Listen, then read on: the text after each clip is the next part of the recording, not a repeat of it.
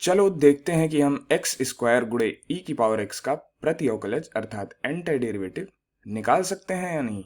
यहाँ प्रश्न देख के लगता है कि हम खंडशः समाकलन अर्थात इंटीग्रेशन बाय पार्ट्स लगा सकते हैं। याद करें, इंटीग्रेशन बाय पार्ट्स लगाते समय हम उस फलन को fx लेते थे जिसका अवकलज करने पर वह और सरल हो जाया करता था, तथा g डैश x का चुनाव हम इस प्रकार किया करते थे कि इसका यदि हम प्रति अवकलज अर्थात एंटी डेरिवेटिव लें तो वह और जटिल न होने पाए।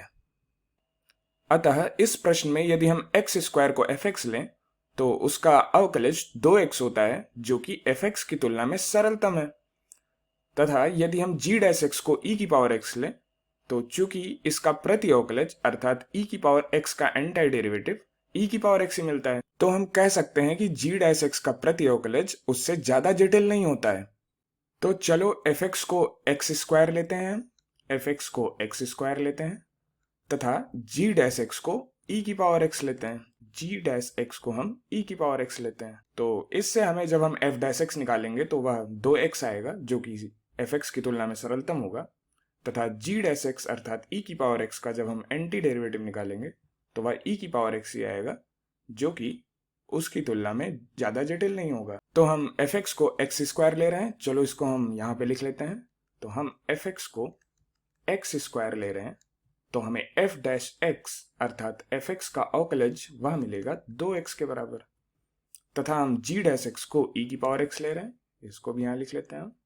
g डैश x को e की पावर x लिया है तो इसका प्रति अवकलज अर्थात एंटी डेरिवेटिव हमें e की पावर x ही मिलता है, इसलिए gx हो जाएगा e की पावर x के बराबर।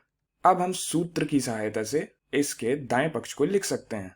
तो इसलिए एक्स स्क्वायर गुणे ई की पावर एक्स का जो समाकलन होगा वह बराबर होगा एफ एक्स गुणे जी एक्स। एफ एक्स है एक्स स्क्वायर के, तो एक्स स्क्वायर गुणे जी एक्स है ई की पावर एक्स के, ई की power x minus F dash x गुणे जी एक्स का समाकलन। तो चूंकि एफ डैश एक्स 2x है तो 2x गुणे जी एक्स तो e की पावर x ही है, तो 2x गुणे e की पावर x का समाकलन। चूंकि दो नियतांक है तो इसको हम समाकलन के बाहर लिख सकते हैं। तो चलो 2 को हम समाकलन के बाहर लिख लेते हैं, तो 2 यहां पर आएगा। अतः यहां हमें फिर से इसका समाकलन करना पड़ेगा, अर्थात x गुणे e की पावर x का एंटी डेरिवेटिव हमें फिर से निकालना पड़ेगा। तो आप कहेंगे कि अब यहाँ पर हम फिर से यहाँ फंस चुके हैं, क्योंकि यहाँ हमें पुनः x गुणे e की पावर x का एंटी डेरिवेटिव अर्थात प्रति अवकलज निकालना है। परंतु यदि हम प्रश्न को देखें तो हमारे प्रश्न में x की घात 2 था, अभी यहाँ पर x की घात 1 आ चुका है। अब जिसका हमें समाकलन निकालना है वह पहले से ज्यादा सरल हो चुका है। यहाँ आप इस पद को देखकर गेस कर सकते हैं, अर्थात अनुमान लगा सकते हैं कि इसे हल करने के लिए हमें क्या करना होगा। तो चूंकि यहाँ फिर से एक फलन तथा दूसरे फलन के अवकलज का गुणा है, अर्थात दो फलनों का गुणा है, तो हम यहाँ फिर से खंडशः समाकलन अर्थात इंटीग्रेशन बाय पार्ट्स लगा सकते हैं। तो चलो क्यों ना हम इस दूसरे वाले पद का समाकलन ज्ञात करते हैं। तो यहाँ पर x गुणे ई एक्स का समाकलन, तो यहाँ पर फिर से हम इंटीग्रेशन बाय पार्ट का इस्तेमाल करेंगे।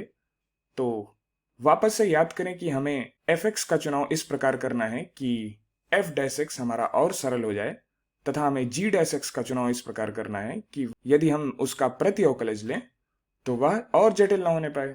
तो यहाँ पर हम fx को x लेते हैं तथा g डैश x को e की पावर x के बराबर लेते हैं।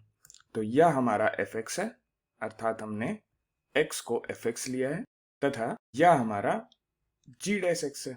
तो यहाँ पर fx x के बराबर है, अर्थात fx बराबर x। तो यहाँ से f डैश x हमें मिलेगा 1 के बराबर, तथा g डैश x जो g डैश x है वह e की पावर x के बराबर है। तो इसका जब हम प्रति अवकलज निकालेंगे तो हमें gx मिलेगा e की पावर x के बराबर। तो यहाँ पर यदि हम इंटीग्रेशन बाय पार्ट्स अर्थात खंडशः समाकलन का सूत्र फिर से लगाएं तो यह बराबर मिलता है fx गुणे gx अर्थात x गुणे e की power x minus f dash x गुणे gx का समाकलन। चूंकि 1 गुणे e की पावर x तो e की पावर x के ही बराबर है, इसलिए यह है e की पावर x का प्रति अवकलज। तो e की पावर x का जो प्रति अवकलज है वह तो e की पावर x के बराबर ही होता है, इसलिए यह बराबर मिलता है हमें x गुणे e की पावर x माइनस e की पावर x के। तथा यहाँ पर अभी हम स्वैच अचर को अनदेखा करते हैं। इसको हम बाद में जब हम पूरे प्रश्न का अंतिम उत्तर लिख रहे होंगे तब हम c को बाद में लिखेंगे। अतः यहाँ पर जो x गुणे e की पावर x का प्रति अवकलज था वह बराबर आ चुका है x गुणे e की पावर x माइनस e की पावर x के। तो इसको यदि हम यहाँ पे रखें तो हमें उत्तर मिलेगा, तो यह बराबर होगा x की घात 2 गुणे e की पावर x माइनस 2 गुणे, चूंकि इसका उत्तर हमें मिला है x गुणे e की पावर x माइनस e की पावर x, तो यहाँ हम लिखेंगे x गुणे e की पावर x माइनस e की पावर x। तथा अब यहाँ पर हम स्वैच अचर c को लिख सकते हैं, अर्थात आर्बिट्रेरी कांस्टेंट c को लिख सकते हैं। तो यह बराबर होगा x की पावर 2 गुणे e की पावर x माइनस 2 गुणे x गुणे e की पावर x प्लस 2 गुणे e की पावर x प्लस c। अतः यहाँ हमने x की घात 2 गुणे e की पावर x का प्रति अवकलज निकाल लिया है, जो कि इस उत्तर के बराबर है।